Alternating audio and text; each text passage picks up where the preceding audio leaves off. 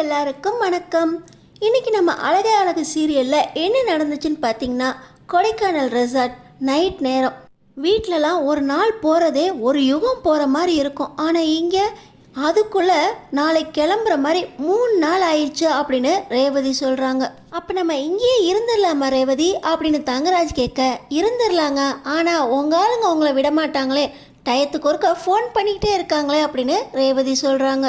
இப்போ தங்கராஜ் சுரேஷ் கிட்ட, டே மாப்பிள்ள உனக்கும் ஊத்துறண்டா குடிடா அப்படின்னு சொல்ல, ரேவதி அழகு மலர் அப்படியே விரலை காட்டி எச்சரிக்கை பண்ணுறாங்க. உடனே சுரேஷ், இல்லை மாமா எனக்கு கொஞ்சம் தலை வலிக்கிற மாதிரி இருக்குது, நாளைக்கு டிரைவ் வேற பண்ணலும்ல, நான் குடிக்கல மாமா அப்படின்னு சொல்ல, உங்கள் அண்ணனை இங்கே கூப்பிட்றா, எப்போ பார்த்தாலும் அங்கேயே உட்காந்து பேசிக்கிட்டு இருக்கான், உங்கள் அண்ணனை குடிக்க சொல்கிறா அப்படின்னு சொல்ல, பாக்கியராஜ் இல்லை எனக்கு வேண்டாம் மாமா அப்படின்னு சொல்லிடுறாங்க. அப்போ நான் மட்டும்தான் குடிக்கணுமா அப்படின்னு தங்கராஜ் ஊற்றி ஊற்றி சரக்கு அடிச்சுட்டு இப்போ ஃபுல் போதையில், என் தங்கச்சியை கொன்னுட்டியடா, உன் தங்கச்சியா அன்னைக்கு கையை நீட்டி அடித்தேன்னு உனக்கு எவ்வளோ கோபம் வந்துச்சு, என் தங்கச்சி நீ கொன்றிருக்கியடா, உன்னை நான் சும்மா விட மாட்டேன் அப்படின்னு வேகமாக எந்திரிச்சு போய் தங்கராஜ் பாக்கியராஜோட சட்டையை பிடிச்சி, சட்டையை விடாமல், என் தங்கச்சியை நான் எப்படி வளர்த்தேன்னு தெரியுமா, எவ்வளோ செல்லமாக வளர்த்தேன்னு தெரியுமா, அவள் இங்கே இருந்திருந்தா அவள் ஆத்மா என்னை மன்னிக்குமாடா, அவள் சாவுக்கு காரணமான ஓங்கூடையே இப்படி ட்ரிப்புக்கு வந்திருக்கேனா அப்படின்னு தங்கராஜ் பாக்கியராஜை திட்டிக்கிட்டு இருக்காரு. அந்த நேரமாக பார்த்து சுரேஷுக்கு முக்கியமான கால் வந்திருக்கு, நான் போயிட்டு வரேன் அப்படின்னு சொல்லி ஒரு பக்கமாக போய் நின்று ஃபோன் பேசிக்கிட்டு இருக்காரு. இங்கே தங்கராஜ் பாக்கியராஜை விட்ட பாடில் சட்டையை பிடிச்சி வேகமாக ஆட்டி ஆட்டி கோவமாக பேசி அடிக்க கூட போகிறாரு. நம்ம அழகுமதி பார்க்குறாங்க, இங்கே இவ்வளோ பெரிய கலவரமே நடந்துக்கிட்டு இருக்கு, அவர் பாட்டு அங்கே ஃபோன் பேசிக்கிட்டு இருக்காரு அப்படின்னு 2 பக்கமும் திரும்பி பார்த்துட்டு நேராக அழகுமதி நம்ம சுரேஷ்கிட்ட போகிறாங்க. ஃபோன் பேசி முடிச்சிட்டிங்களா, முக்கியமான கால், அதனால தான் பேச போனேன். சரி பேசிட்டீங்கல்ல, அங்கே உங்கள் மாமா உங்கள் அண்ணனை என்ன பண்ணுறாங்க பார்த்தீங்களா, இது எப்பவும் நடக்கிறது தான் மதி, கோவமும் வருத்தமும் தங்கச்சி இறந்ததுனால இருக்க தானே செய்யும் அப்படின்னு சுரேஷ் சொல்ல, தப்பே செய்யாமல் உங்கள் அண்ணன் கூனி குறுகி நிற்கிறத பார்த்தா எனக்கே வருத்தமாக இருக்குது, கூட பிறந்தவங்க நீங்கள், உங்களுக்கு கஷ்டமாக இல்லை, உங்கள் அண்ணனுக்காக நீங்கள் பேச வேண்டாமா, வவுச்சர் ட்ரிப்பு அப்படின்னு எல்லாரும் சந்தோஷமாக இருக்கக்காக அவரோட ட்ரிப்பில் நம்மளையும் கூப்பிட்டு வந்தார், இப்போ அவரே சங்கடப்பட்டுக்கிட்டு இருக்காரு, இதெல்லாம் அவருக்கு தேவையா அப்படின்னு நம்ம அழகுமதி சுரேஷ் கிட்ட கேட்க, சுரேஷ் வேகமாக வராரு.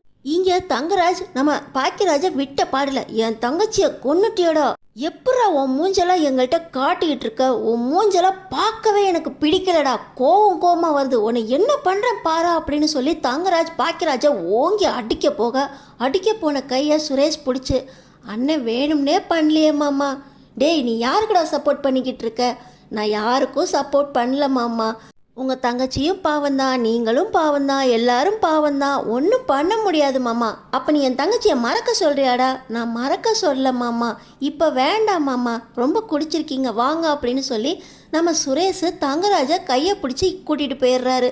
அப்பாடா அப்படின்னு அந்த நைட்டு அப்படியே முடிய, அடுத்த நாள் காலையில் பார்த்திங்கன்னா நம்ம அழகு மலர் அவங்க அம்மா கிட்ட ஃபோன் பேசி, நாங்கள் எல்லாமே எடுத்து வச்சிட்டோம், இப்போ கிளம்பிடுவோம், சாயந்தரம் வந்துடுவோம், வந்தோடனே பாப்பாவை கூட்டிகிட்டு போகிறேன் அப்படின்னு சொல்லிட்டு நம்ம பாக்கியராஜை பார்க்குறாங்க. பாக்கியராஜ் ரொம்ப அமைதியாக இருக்க, எப்படா கிளம்போன்னு இருக்குது, இப்போ மாமா கூட தானே போயாகணும், எப்படிங்க ஒரே காரில் போகிறது அப்படின்னு நம்ம அழகு மலர் கேட்க, என்ன மலர் இங்கே இருக்கிற வரைக்கும் இங்கேருந்து கிளம்பவே மனசு இல்லைன்னு இப்போ பார்த்தா எப்படா போவோன்னு சொல்லிக்கிட்டு இருக்க, நேற்று நடந்த பிரச்சனையிலேருந்து இங்கேருந்து கிளம்புனா போதும்னு இருக்கு, வீட்டுக்கு போய் சேரலான் இருக்கு அப்படின்னு நம்ம அழகு மலர் சொல்ல, இன்னொரு பக்கம் சுரேஷ் பால்கனியில் காயிற தன்னோட துண்டு அழகுமதியோட துண்டு 2ஐயும் எடுத்துக்கிட்டு இப்போ அழகுமதி கிட்ட, நீ எல்லாத்தையும் எடுத்து வச்சிட்டியா, எப்போ நான் வந்தேன்னா எதையாவது மிஸ் பண்ணிடுவேன், பாத்ரூம்லலாம் செக் பண்ணிட்டியா அப்படின்னு சொல்ல, அழகுமதியும் நான் எல்லாம் பார்த்துட்டேன், எல்லாத்தையும் செக் பண்ணிட்டேன், ஒன்றும் மிஸ் பண்ணல அப்படின்னு சுரேஷ் கிட்ட சொல்லிக்கிட்டு இருக்காங்க. இன்னொரு பக்கம் தலையை பிடிச்சிக்கிட்டு தங்கராஜ் நிற்க, ஒரே தலைவலியாக இருக்குது, இந்த குடிக்காதீங்க நான் சொன்னேனே கேட்டிங்களா அப்படின்னு ரேவதி சொல்ல, நேற்று என்ன நடந்துச்சு அப்படின்னு தங்கராஜ் கேட்குறாரு.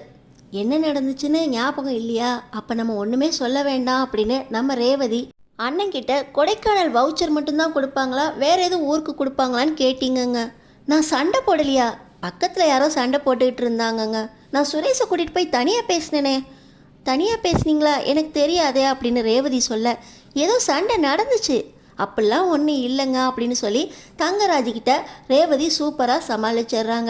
இப்போ சுரேஷும் எல்லாத்தையும் பேக் பண்ணிவிட்டு அழகு மலர் பாக்கியராஜ்கிட்ட வந்துடுறாங்க. நேற்று நடந்ததை நினச்சா பயமாக இருக்கு. மாமா என்கிட்ட கோச்சுக்குவாரோ? நீ ஏன்டா எனக்காக எதிர்த்து பேசின மாமா கிட்ட எப்பவும் போல சைலண்டாக இருந்துட வேண்டியதுதானா அப்படின்னு பாக்கியராஜ் சொல்கிறாரு. நேற்றும் அதை தான் பேசினாரு, நேற்றும் அதை தான் பேசுகிறாரு. என்ன இருந்தாலும் நீ என் அண்ணன், உன்னை எப்படின்னு விட்டு கொடுக்க முடியும் அப்படின்னு சுரேஷ் தனக்காக பேசுகிறத நினச்சி பாக்கியராஜ் அப்படியே அவ்வளோ சந்தோஷப்படுறாரு. இப்போ ரேவதி வராங்க. சுரேஷ் கேட்ட கேள்விக்கு ரேவதி பதில் சொல்கிறாங்க. மாமா கோவமா இருக்காரா அப்படின்னு ரேவதி கிட்ட கேட்க, அவருக்கு நேற்று நடந்தது எதுவுமே ஞாபகம் இல்லை, நீங்களும் எதுவும் சொல்லிடாதீங்க அப்படின்னு ரேவதி சொல்லிடுறாங்க. இப்போ தங்கராஜ் வந்து சுரேஷை தனியாக கூப்பிட்டு, டேய் நேற்று நீ என்கிட்ட தனியாக கூப்பிட்டு போய் எதுவும் பேசுனியா, எதுவும் சண்டை நடந்துச்சா அப்படின்னு கேட்க, சுரேஷ் அதெல்லாம் ஒன்றும் இல்லையே அப்படின்னு சமாளிக்க, நீ சொன்னால் சரியாக தான் இருக்கும் அப்படின்னு சொல்லிட்டு தங்கராஜ் ஃபோன் பேச போயிடுறாரு. இப்போ பார்த்தீங்கன்னா பில் செட்டில் பண்ணோம் அப்படின்னு பாக்கியராஜோட எல்லாருமே உள்ளே போகிறாங்க. தங்கராஜ் ஃபோன் பேசிக்கிட்டு இருந்ததுனால வரல. இப்போ பாக்கியராஜ் இன்னொருத்தர் எங்கள் கூட வந்து தனியாக ரூம் எடுத்து தங்கியிருந்தாங்கல்ல, அவங்களோட பில்லையும் என் கூடயே போட்டுருங்க, சாப்பிட்டது எல்லாத்தையுமே என் பில்லே போட்டுருங்க அப்படின்னு சொல்ல 42,000 ரூபாய் ஆயிடுச்சு அப்படின்னு சொல்கிறாங்க. இப்போ தங்கராஜ் உள்ளே வராரு. இப்போ பார்த்தீங்கன்னா ரேவதி, ஏங்க நம்ம பில்லை நீங்கள் கட்டுறேன்னு சொன்னீங்க இல்லைங்க, கட்டுங்க, அண்ணன் கட்டுறேன்னு சொல்லுது அப்படின்னு ரேவதி சொல்கிறாங்க. என் பில்லை எனக்கு போட்டுரு. இல்லை மாமா நானே கட்டிடுறேன் அப்படின்னு பாக்கியராஜ் சொல்கிறாரு. இப்போ மறுபடியும் தங்கராஜ் கால் வர அவர் வெளியே போயிடுறாரு. பார்த்தீங்கன்னா பாக்கியராஜ் எல்லா பில்லையும் நானே கட்டிடுறேன் அப்படின்னு சொல்லிட்டு, காசு இல்லையே ஸ்வைப் பண்ணிடுங்க என் கார்டை அப்படின்னு சொல்லி கார்டை கொடுக்குறாரு. இப்போ நம்ம அழகுமதி பாக்கியராஜ்கிட்ட நீங்கள் ஸ்வைப் பண்ணாதீங்க அப்படின்னு சொல்லிட்டு சுரேஷ்கிட்ட நீங்கள் பில் கட்டுங்க அப்படின்னு சொல்கிறாங்க. சுரேஷ் திருன்னு முழிக்கிறாரு.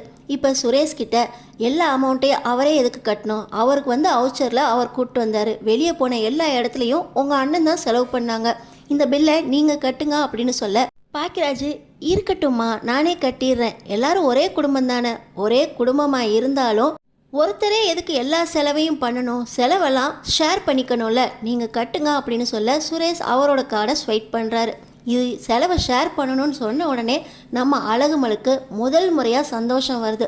அழகுமதி கரெக்டாக பேசுகிறாங்க அப்படின்னு அவங்களோட முகத்தில் அவ்வளோ தெளிவாக தெரியுது. இப்போ தங்கராஜ் வந்த உடனே நீ எதுக்குடா பே பண்ண அப்படின்னு சுரேஷ்கிட்ட கேட்குறாரு. எல்லாரும் முன்னாடியும் அழகுமதி தான் மாமா பே பண்ண சொன்னான், அதுக்காக அதான் உங்கள் அண்ணன் கட்டுறேன்னு சொன்னான்ல, அழகுமதி எல்லாரும் முன்னாடி சொல்லிட்டாலே மாமா, நீயும் உங்கள் அண்ணன் மாதிரி ஆயிராதரா, பொண்டாட்டி சொன்னா நில்லுனா நிற்பான், உட்காருனா உட்காருவான், ஒரு வீட்டுக்கு ஒரு பாக்கியராஜ் போதும், ஆம்பளைனா கெத்தும் அதிகாரமும் இருக்கணும், இப்படி வெளியே வந்த இடத்துல கொஞ்சம் விட்டு கொடுத்து போகலாம், அதுக்காக அதிகாரத்தை விட்டுட்டு இருக்கக்கூடாதுரா அப்படின்னு சொல்லி உன்னை அழகுமதியை கண்ட்ரோலுக்கு எடுக்க சொன்னேன், நீ அவ கண்ட்ரோலுக்கு போயிடுற போல, அதிகாரத்தோட இருடா அப்படின்னு சொல்லி தங்கராஜ் சுரேஷுக்கு சொல்லி கொடுக்குறாரு.